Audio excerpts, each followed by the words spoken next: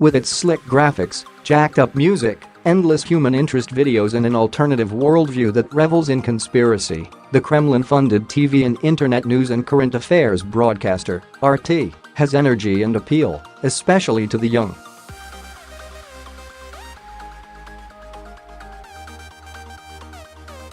In the world of RT, otherwise known as Russia Today, an Anglo-American plot lurks around almost every corner, while Russia is the victim of a fake news offensive that seeks to portray it as the bogeyman on the world stage.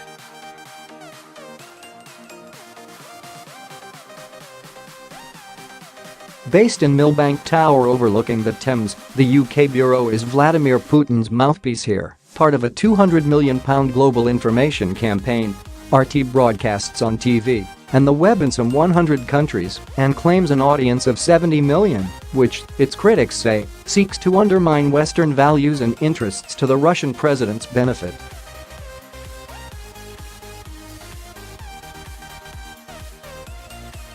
To this end, video clips of Labour leader Jeremy Corbyn this week, who cautioned against rushing to blame Putin for the Salisbury nerve agent attack, promoted his statesmanlike qualities.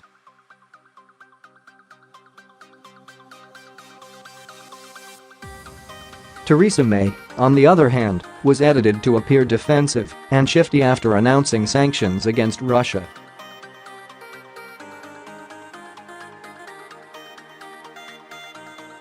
Staffed in London mainly by Western journalists, a cursory viewing of RT might suggest a respectable international broadcaster in the mold of the BBC, Sky, and CNN.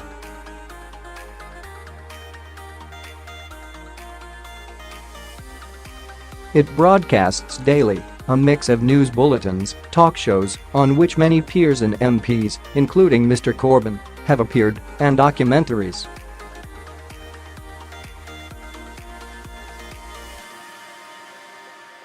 Its viewing figures in the UK are minuscule. 560,000 people tune into RT at some time during the week, compared with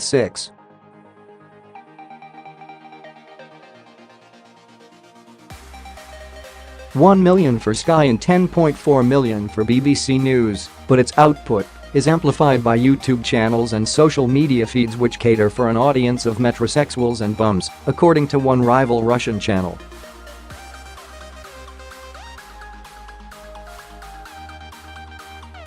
And while it is true that many stories are delivered impartially, this selective impartiality appears to be a strategic ploy.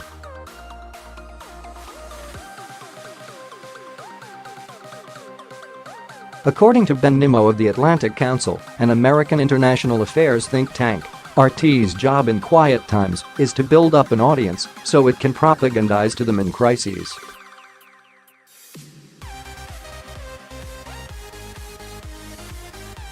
You must not confuse RT with bona fide journalism. Not all its output is propaganda, but its purpose is.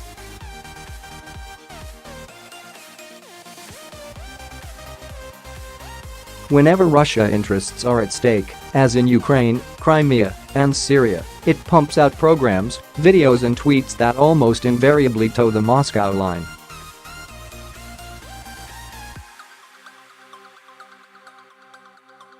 In 2015, for example, it accused the BBC of staging a chemical weapons attack in Syria for a news report and digitally altering the words spoken by an interviewee.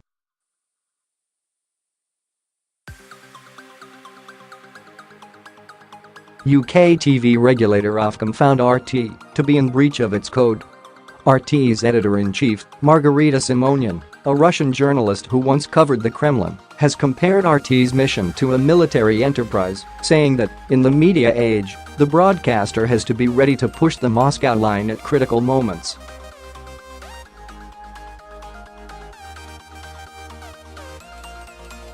The attempted assassination of Sergei Skripal and his daughter Yulia is one such moment.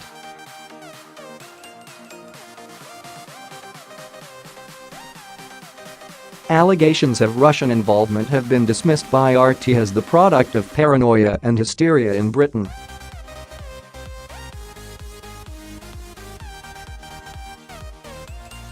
Or, as one of its online columnists put it, The ravings of a baying mob which has uncritically accepted its government's assertion that the toxin used in the attempted murders, Novichok, could only have come from a Russian laboratory.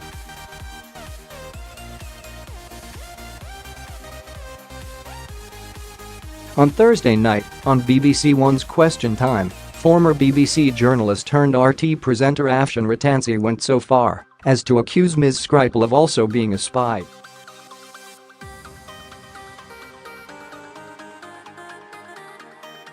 Mr. Rattansi, who presents the RT program Going Underground, said, "Obviously, everyone condemns this attack. It's terrible for the police officer and these two spies."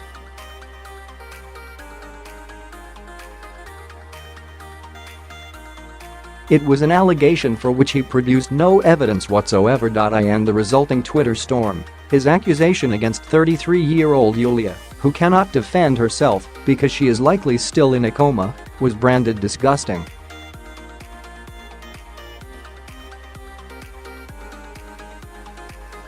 It is, however, a suggestion that will now linger on the internet. Mr. Rattansi, born in Cambridge to a family who moved here from Kenya and who previously worked on Radio 4's flagship Today program before decamping to Iran's Press TV channel, has been RT's frontman in recent days.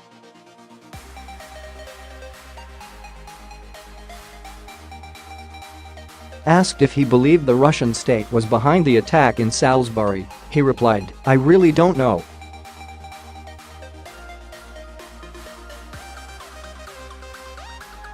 "We cannot believe our governments anymore the way we used to, just because a prime minister stands up and says, 'The security services have told us.'"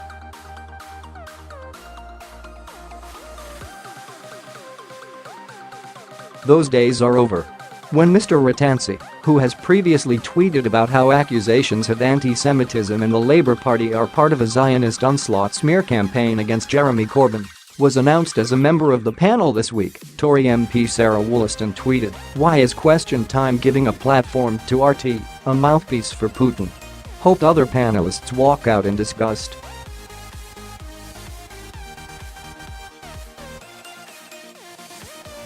Ms. Wollaston was echoing the views of several MPs who are calling for RT's UK operation to be closed down as part of government sanctions against Russian interests in the UK.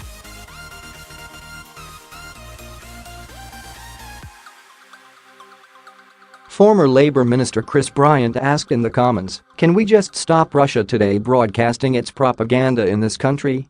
Fellow Labour MP Stephen Doughty urged the Secretary of State for Culture, Media and Sport to look at reviewing Russia Today's broadcasting license.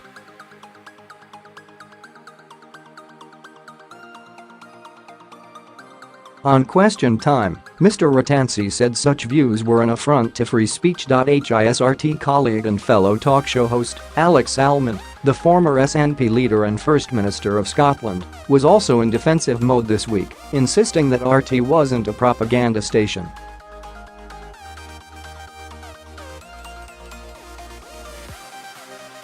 One of his guests on Thursday was former MI5 officer Annie Machin, ex-girlfriend of the rogue MI5 officer David Shaler, who was prosecuted under the Official Secrets Act in 2000.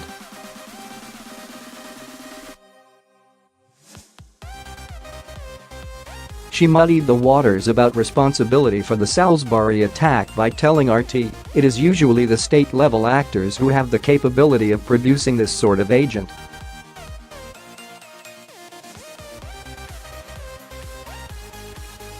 However, in terms of who might have used it, that is a different question. To say that if it is a state-made agent it must be a state attack is disingenuous, at best.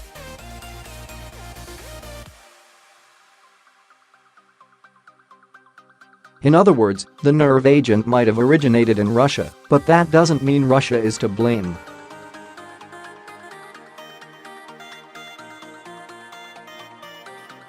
Ms. Machin is something of a conspiracy theorist herself, who has previously linked British intelligence services to the death of Princess Diana and claimed that on 9/11 the Pentagon was hit by a U.S.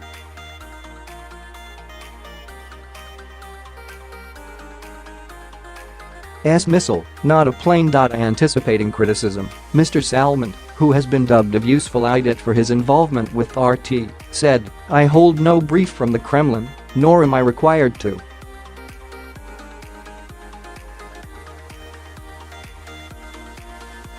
No one has tried to influence the content of this show in any way, shape or form whatsoever.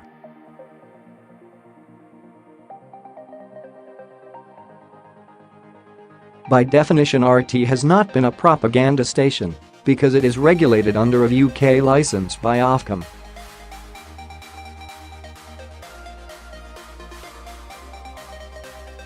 Yes, it has had breaches of the Ofcom code, but so have Sky, ITV and BBC. 15 breaches for RT, in fact, including that report wrongly accusing the BBC of doctoring Syrian footage.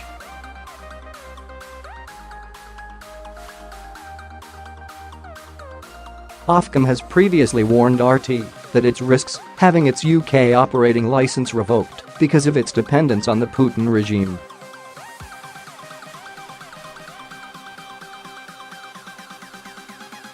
And in a letter sent to RT's parent company, OTV Novosti, on Tuesday, the regulator said it would review RT's status as a fit and proper broadcaster if investigating authorities determine that there has been an unlawful use of force by the Russian state in the UK.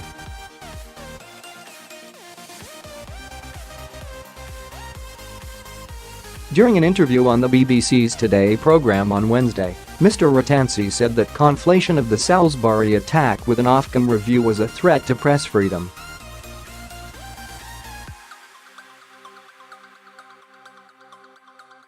He warned that if RT in London was closed, the BBC would, presumably, instantly be kicked out of Russia, while countries allied to Moscow, like China, might also hit out against NATO government journalists.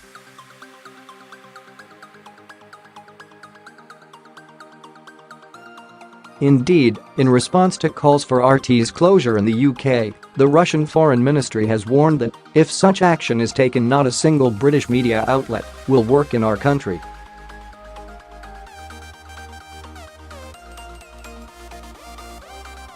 As MPs, peers, and others who have appeared on RT, some for money, run for cover, the Labour leadership is divided.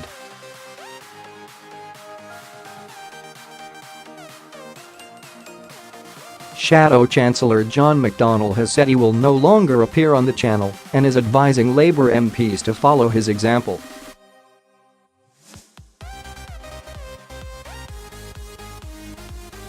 But Mr. Corbyn has promised only to review his party's involvement with the broadcaster.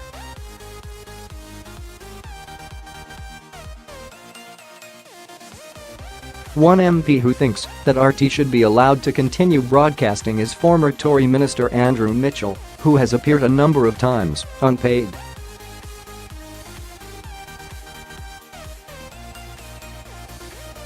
"I would not be in favour of closing down RT in London, although I understand why it is an issue," he says.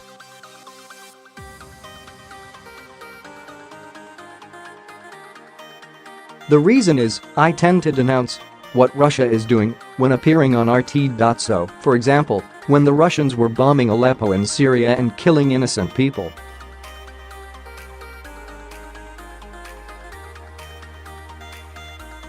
RT carried my comments and they were broadcast in Russia. I have always thought there is some benefit in getting my views across on the continent and in Moscow, and we must also consider the risk of retaliation against the BBC."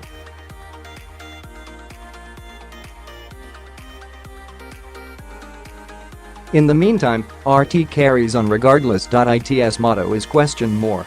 Though not, it seems, when it comes to the motives and actions of one Vladimir Vladimirovich Putin.